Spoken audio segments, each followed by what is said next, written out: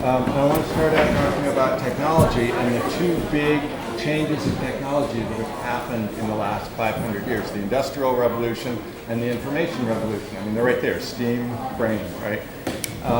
So the Civil War was really the first time that industrial scale killing happened in war. So it's just a great place to set this, story. And then Ada Lovelace is the beginning of, the information revolution. So my daughter, when she was 10 years old, looked up with wide eyes and said, "What did people do before the internet?" You can't conceive of it. And the Civil War, the industrial type of war, culminated in the World Wars. That was sort of started with the Civil War and ended with the Civil War. The Information Revolution starts with Ada Lovelace, but really picks up, in our lifetime and with my daughter and the internet. And the Information Revolution is complicated about how it affects war. But I want to argue that there's three big drivers of peace that all get a tailwind from this information revolution. The first is changing norms about war, how we think about war. War in the 19th century was considered cool before the Civil War. It was cool, it was uplifting, it was good for improving your manhood and all this kind of stuff. And nowadays, and especially since World War I think was the key point, we just don't think of it that way. We see the horrors of it. And the information revolution helps us see the horrors of it. We've got war now straight from the smartphone in Syria onto our computer at home. I'm so less our smartphone at home. And the second is prosperity. People are getting richer, and rising income is proven to be one of the big correlates of decreasing war. So again, the information revolution is helping drive the world economy, getting people richer in poor countries, and it helps to push war down. And then the third of them is the growth of international organizations, like the United Nations is my favorite, but a whole slew of international organizations in the world. They couldn't really function without all that information technology that we have now. Couldn't have had it in Civil War times. So you go, that's all good in theory, but what's it really done for us? Why is the world still getting more and more warlike? So I'm going to tell you now that it's not getting more warlike, it's getting more peaceful. Although the last few years we're backsliding a little bit, I'll talk about that. And to think about this, think about three generations. My parents' generation, they had World War II. My generation had the Vietnam War and the Cold War conflicts around the world. And then my kids' generation, post 9/11, Iraq, Afghanistan, all that we have today. And how would we see whether we're going forward or backward? Are we becoming more peaceful or more warlike? Well, here's a few ways to think about it. In the world wars, tens of millions of people were killed. In World War II, just in a few years, tens of millions. In Vietnam and other big wars of the Cold War, millions of people died. And in today's big wars, like Syria, hundreds of thousands dying. So tens of millions to millions to hundreds, it's like 100 to 10 to 1. 100% down to 1%. Big changes in the numbers of people killed. Same thing with Americans dying in wars. Hundreds of thousands of Americans died in World War II, tens of thousands in the Vietnam War, thousands in Iraq and Afghanistan. So again, 2 orders of magnitude down. Big change. War is still horrible, but there's less of it, right? And then another way to think about it is atrocities in war. We think, war is getting so atrocious, all these horrible war crimes go on. Well, in World War II, we, the Americans, firebombed Japanese and German cities, killing 100,000 people at a shot in one night, creating firestorms that threw the scent of burning flesh up to 20,000 feet where they made our pilots vomit. I mean, just the most horrific, horrendous scenes you can imagine. You can't imagine. In the wars of the Cold War, fantastic. Oh, thanks. Yeah. That's great. The Cold Wars, still atrocities going on. The Bangladesh Independence War, but they're definitely not at that scale of 100,000 civilians burned to death in a night deliberately by the good side in the war. And then in today's wars, there's still atrocities. There's these suicide bombings. 100 people died in Turkey just kind of The Jordanian pilot was burned alive in the cage by ISIS. And so if you're in the middle of one of these atrocities, it's just as atrocious, whatever period you're living in. But one Jordanian pilot burning alive versus 100,000 Japanese or German civilians burning alive is a big difference. If you're in the middle, or if you're a reporter going and finding it and talking about it, it's just as horrible. But there's a lot less people that are in the middle. So the scale is going down. And what about nuclear weapons, the ultimate atrocity? In my parents' war, World War II, 2 cities incinerated with nuclear weapons. My generation, we didn't actually blow up any cities, but we had tens of thousands of nuclear weapons, and we came pretty close in the Cuban Missile Crisis. But we were ready because we knew how to hide our heads under the desks. That really happened. And then in my kids' generation, how many of you knew this? 80% of the nuclear weapons from the Cold War era have now been taken offline and destroyed. We're down to 20% of what we had. We're actually burning them in American power plants, burning Russian nuclear warheads that used to be pointed at us in American nuclear power plants to produce electricity. So that's a big change. Do we have too many? Way too many. You know, is the problem solved? Absolutely not. But 80% down, pretty good for 30 years. And then the alternatives to war, the ways to think about, you know, how to resolve issues, conflicts, short of violence, have also made tremendous progress. Like in my parents' generation, they had the League of Nations. It was a complete failure. The United States didn't even join it, the most powerful country in the world. Japan dropped out when they came to commit aggression. It didn't stop World War II, right? And in my generation, we had the United Nations, and it represented all humanity. Everybody joined it. We went around collecting trick-or-treats for UNICEF in these little orange boxes. But the Security Council was deadlocked because of the Cold War. The Americans and Soviets couldn't agree, so nothing could get done. Nowadays, United Nations, the Security Council is only sometimes deadlocked. Now, some issues we can't agree on. Syria has been stuck. But other issues we do agree on. And a lot of those are the peacekeeping forces. You know that the world's largest deployed army in the world today is UN peacekeepers. 100,000 plus out in about 15 conflicts around the world. So that's new. And that's hopeful, and that's a change. Now, thinking about today's world, as opposed to what we had, you know, throughout history and in the past, there are several markers that show that we're in a more peaceful time. One, and this is the least of them really, and the easiest to criticize, but there are these people in Sweden who collect battle death data and try to count how many people are dying in wars around the world, and the curve is way down since World War II and then the Cold War, and it's been very low. So that's one way to think about it. Second way, the geographic extent of active fighting in the world is also shrinking down. So all the fighting going on now is on this arc between about Central Africa, Congo, South Sudan, up through the Middle East, which is, as we know, having a lot of fighting now, and then over to about Pakistan. But other whole regions of the world were completely at war just a few decades ago, or more recently. Notably, Central America. If you're old enough, you remember there was a war in Honduras, El Salvador, Nicaragua. And the last one in Colombia, the last war in the Western Hemisphere, they just came up with a big peace agreement that is ending that war. So that will mean the entire Western Hemisphere at peace. Western Europe brought us, you know, the world wars and historically all these big wars completely at peace now, Western Europe. The Balkans, you know, in the 90s, all those wars, Kosovo, Bosnia, Croatia, etc., all at peace now. Southern Africa, Zimbabwe, Namibia, South Africa, a lot of wars, all completely at peace now. West Africa, Sierra Leone, Liberia, Ivory Coast, these were horrible wars, and they've ended now. So the whole thing is kind of shrinking down. It's like a cancer under treatment that's going into remission. Still terrible wars in that zone, but the zone is shrinking.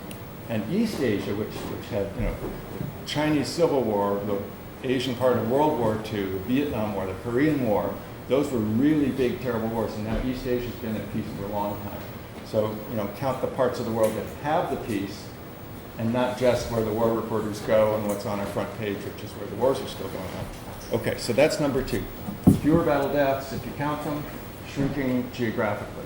Number 3, and we take this for granted, but it's actually very unusual historically, the great power that got to be a great power without using violence to do it, China.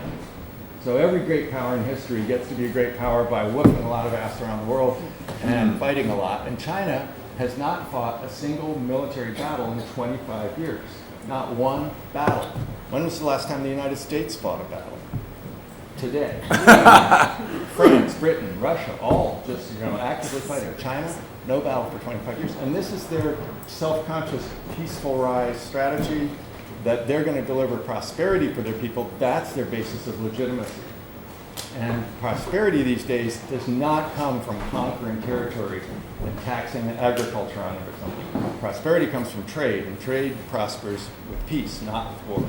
So China, trade, globalization, prosperity, peaceful rise. That's brand new in history. And then the 4th, the most important marker of the peaceful world we live in, is that we don't have interstate wars at the moment. Wars between regular uniformed armies of countries fighting each other. These countries still have 20 million soldiers around the world. They've got airplanes, tanks, submarines, bayonets, you name it, but they're not fighting each other. They're ready for fighting, but they're not. The last time there was an interstate war was the U.S. invasion of Iraq 12 years ago. Didn't turn out so well. And the last one before that was the Ethiopia-Eritrea war, which ended in 2001, 14 years ago. So to have that sustained period, usually there are several interstate wars going on at once back through history. But now, none, and 12 years without one. And that one, a good example of why it's a bad idea. So with that, whole categories of war are being swept off the table. Tank wars. The last tank war we had was, 12 years ago when we invaded Iraq. Now, we've got lots of tanks. We spend money on tanks. We train with tanks. Everybody's got tanks. But, we're so ready for a tank battle, but there aren't any tank battles anymore. And then naval battles. 25 years since the last naval battle. Ships used to blow each other out of the water all the time. Not doing it anymore. So that's the peaceful world we live in. Now, unfortunately, I got to add here, and I'm winding down to the end, we're backsliding in about the last 4 or 5 years on all these main dimensions. And I'm not sure why. I'm not going to give you a theory of why. But the battle death data that the Swedes collect, down, well, it goes up and down. But it's trending back up. Not as bad as the Cold War yet, but we're about halfway there. From the peaceful times we had 5 to 10 years ago, halfway back towards a Cold War. So that's bad. The geographic spread. Well, it's creeping up into Europe now with Ukraine. That's bad. Eastern Europe, that had been peaceful for a long time. And it's creeping back into West Africa with Boko Haram in Nigeria. So that region had been all extinguished, and now it's kind of, the embers are flaming up again. So that's a little worrisome. And then the interstate wars. We're not there now. Well, China's still peaceful, but since President Xi has come in China, they don't talk about peaceful rise so much. They're building up these islands in the South China Sea. There's just sort of a more belligerent tone, and I don't want to exaggerate that because they're not fighting battles, but still a little worried about that, where it's going. And then the interstate wars, we still don't have them, but Ukraine and Russia, they're flirting on the edges of that. The two uniformed armies fighting each other, well, not quite, not all out, not like India, Pakistan, Iran versus Iraq. Those are the ones that are really destructive interstate wars. And this stuff with the little green men floating around in Ukraine, it's not the same thing, but there it is, two countries with their regular armies kind of getting into it.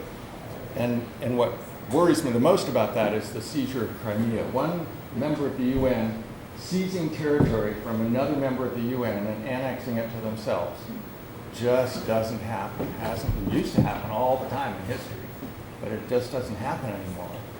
And the last one that tried was Saddam Hussein, when he tried to take Kuwait, and that didn't work.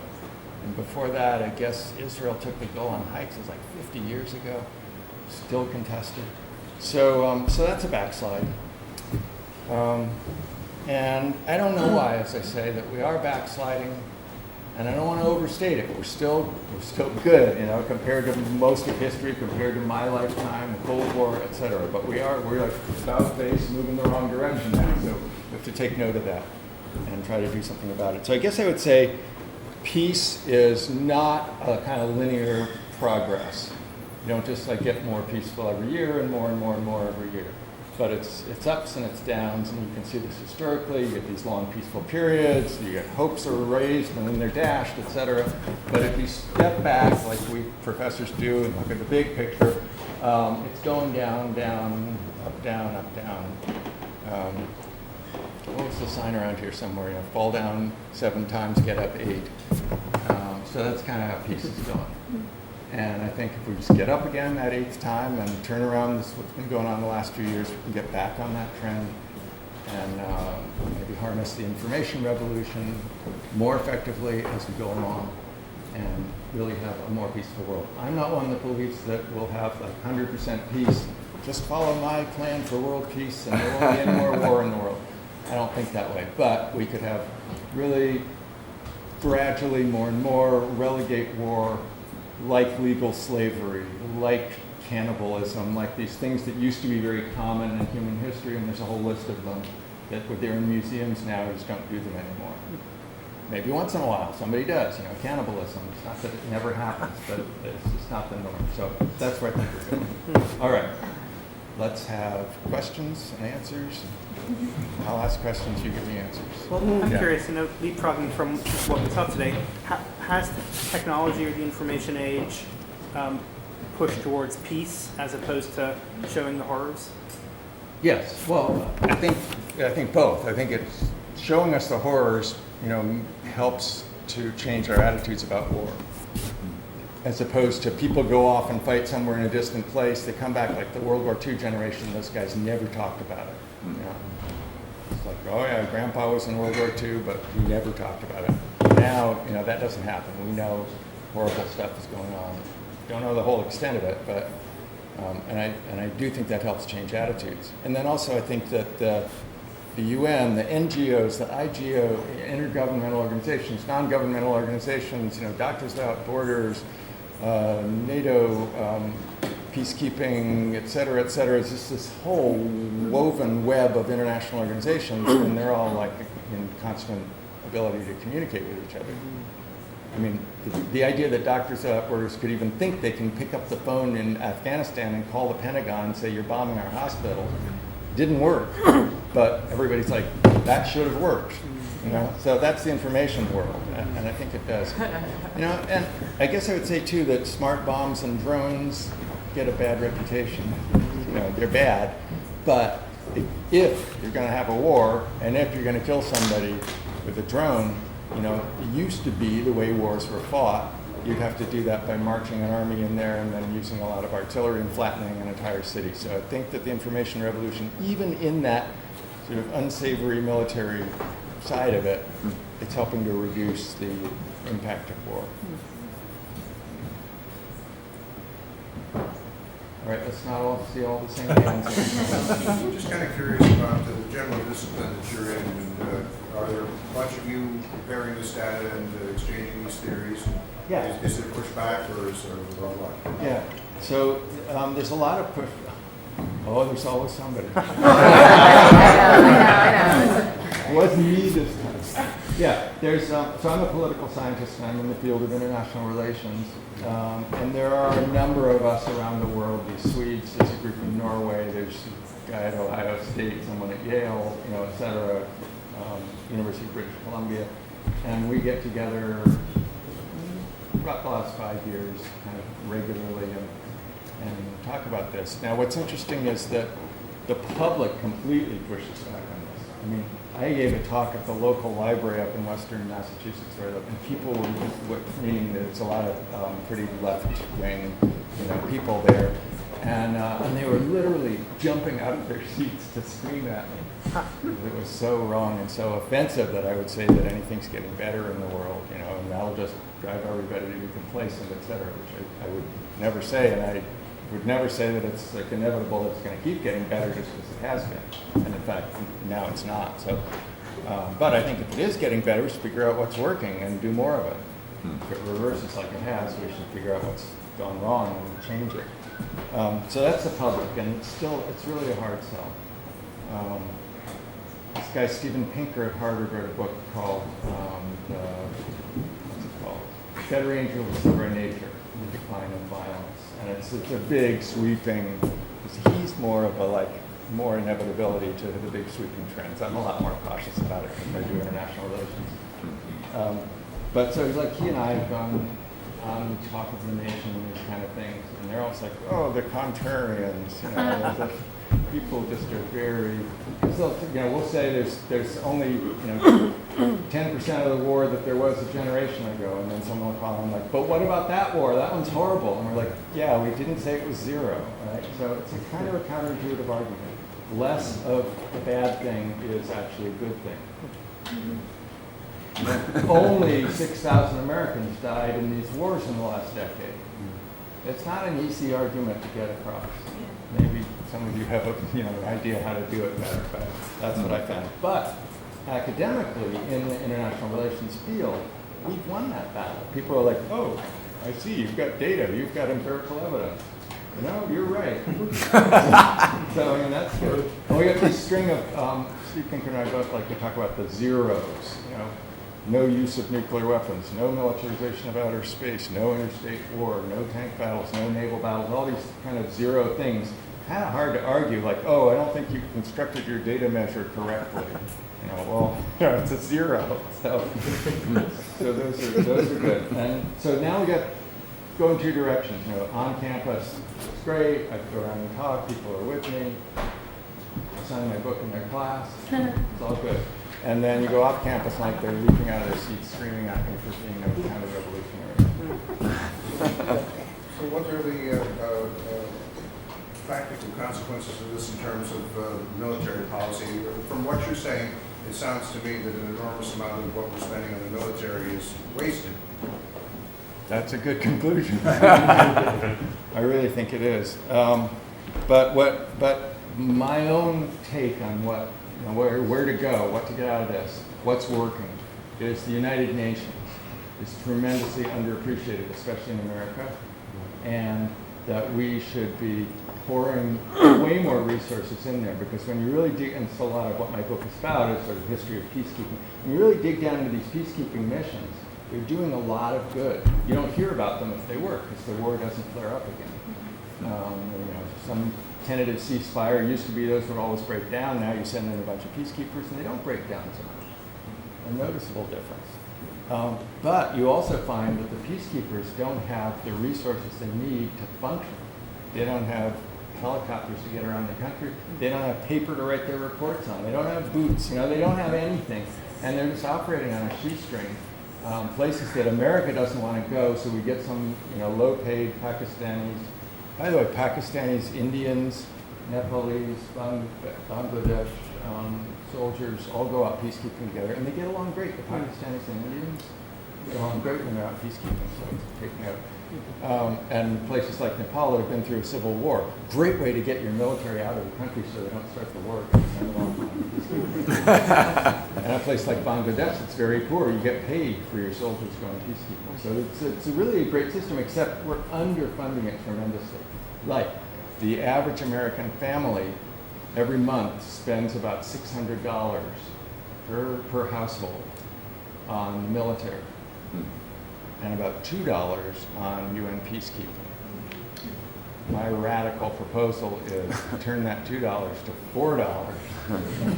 Take it out of the 600. Actually, you could take a bunch of stuff out of that 600. And $4 for UN peacekeeping. You double the budget. You just make a big difference to millions of people. You make the whole enterprise more successful. So I think we need to use the UN, we need to own the UN, especially the United States. We're the host country, we're the ones who originated it. And we have the veto, they can never do anything we don't like. So what the heck, get behind this thing and make it work. Cool. Maybe the closest thing in real life to the idea of a machine that creates peace is the UN. Is that what you're saying? Yeah, that's the steam brain. The UN is the steam brain. It's right up the street here, too. Yeah. so much more safe too to go there.